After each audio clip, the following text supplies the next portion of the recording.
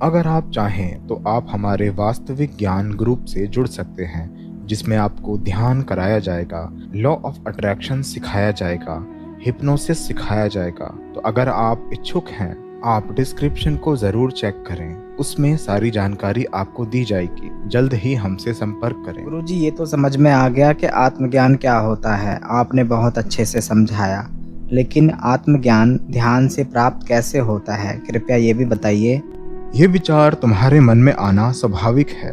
हर कोई जानना चाहता है कि ध्यान से आत्मज्ञान कैसे प्राप्त होता है। इसको समझो। देखो, कुदरत का एक नियम है कि दुनिया में कोई भी चीज खाली नहीं रह सकती। प्रकृति का काम है उसे भरते रहना। अगर सड़क पर एक गड्ढा है तो बारिश उसे पहले भरेगी, उसके बाद पानी बाहर निकलना शुरू होगा।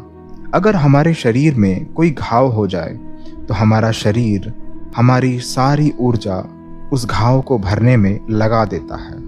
ऐसे वक्त में शरीर को लगता है कि उसके लिए सबसे ज़रूरी काम उस घाव को भरना है, क्योंकि प्रकृति का काम ही यही है कि वो हर एक चीज़ को भरती चले, कुछ भी खाली ना छूटे।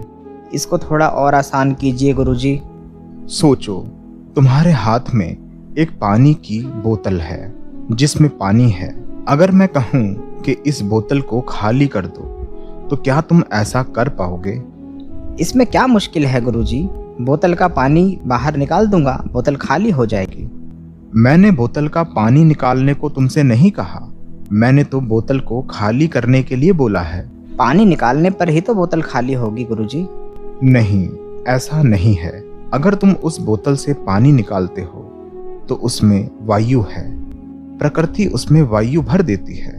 अगर तुम उस वायु को निकालना चाहो तो तुम्हें उसमें कुछ ना कुछ और पदार्थ डालना होगा जो उस वायु की जगह ले सके।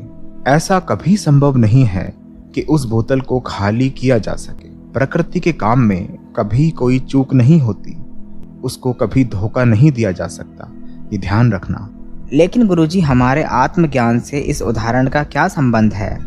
जिस तरह प्रकृति तुम्हारी पानी की बोतल को खाली नहीं छोड़ती, उसी तरह तुम्हारे दिमाग को भी नहीं छोड़ती। जब हम ध्यान करते हैं तब हमारे दिमाग से विचार कम होने लगते हैं, और इसके अभ्यास से एक वक्त ऐसा भी आता है जब विचार शून्य हो जाते हैं। बल्कि इस अवस्था को शून्य भी कहना गलत है, क्योंकि इस वक्त में कोई भी विचार नहीं होता। मैं जिन विचारों की बात कर रहा हूँ, ये सभी विचार तुम्हारे बाहरी ज्ञान से आते हैं।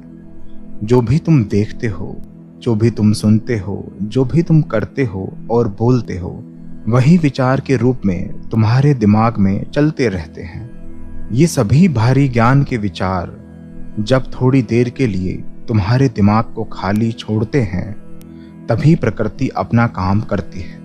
वो तुम्हारे आत्मज्ञान को तुम्हारे दिमाग में प्रवेश करवाती है, क्योंकि तुम्हारे दिमाग को खाली नहीं किया जा सकता। इसीलिए जिस स्थान पर तुम्हारा बाहरी ज्ञान था, उस स्थान पर अब आत्मज्ञान अपनी जगह बना लेता है। अभ्यास से संभव है, और इस काम में प्रकृति जरा भी वक्त नहीं लगाती। जिस तरह पानी की बोतल से पानी जैसे जैसे बाहर आता है, वैसे वैसे प्रकृति उसमें वायु भरती जाती है। हमें खबर भी नहीं होती ये काम कब कब में हो गया। उसी प्रकार जब आत्मज्ञान उजागर होता है, तब भी ये क्रिया बहुत तेज गति से होती है। हमारा काम केवल बाहरी ज्ञान को निकालना है, आत्मज्ञान को उजागर करना प्रकृति का काम है। और जैसा मैंने कहा, ये प्रकृति अपने आप करती है और उसमें कभी चूक नहीं करती। लेकिन गुरुजी, हमें कैसे पता लगेगा कि जो हमारा ज्ञान है वो आत्मज्ञान है या बाहरी ज्ञान है? बहुत अहम सवाल पूछा, मैं अभी उसी पर आ रहा था।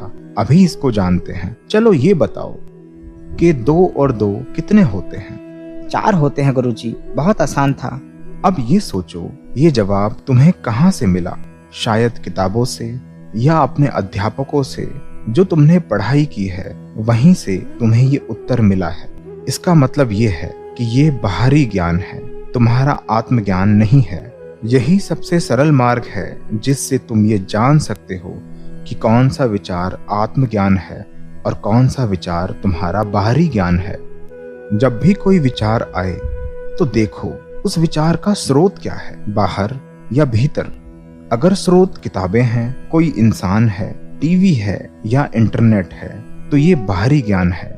लेकिन कोई आवाज अगर तुम्हारे भीतर से आए या तुम ये जान भी ना पाओ कि इसका स्रोत क्या है तो ये तुम्हारा आत्मज्ञान है। ये आत्मज्ञान तुम्हें वो बताएगा जो तुम किसी बाहरी स्रोत से कभी नहीं जान सकते। तुम्हारे मन में चल रहे वो सभी सवाल शांत हो जाएंगे जिन्हें तुम अपने जीवन में इंटरनेट पर या किताबों में खोज रहे हो, क्योंकि हमारा आत्मज्ञान दुनिया का सबसे बड़ा ज्ञान स्रोत है जिसके बाहर कुछ भी नहीं है। ये तुम्हें आने वाली घटनाओं का आभास भी कराएगा और तुम्हें ये भी बताएगा कि तुम असल में कौन हो और कहां से आए हो और तुम्हें कहां जाना है। तुम्हें अपने जीवन में कभी ना कभी ऐसा लगा होगा कि तुम्हारे साथ इस पल जो घटित हो रहा है वो दृश्य तुम पहले भी देख चुके हो। बहुत सी जगह पर जाकर तुम्हें ऐसा महसूस होगा कि तुम यहाँ पर पहले भी आ चुके हो और कुछ लोगों को देखकर तुम्हें ऐसा लगता होगा कि तुमने पहले भी उन्हें देखा है। ध्यान रखना, ये तुम्हारे आत्मज्ञान की कुछ झलकियां हैं। जिस दिन तुम इसे पूरी तरह उजागर कर लोगे उस दिन चमत्कार का असली अर्थ समझ में आ जाएगा।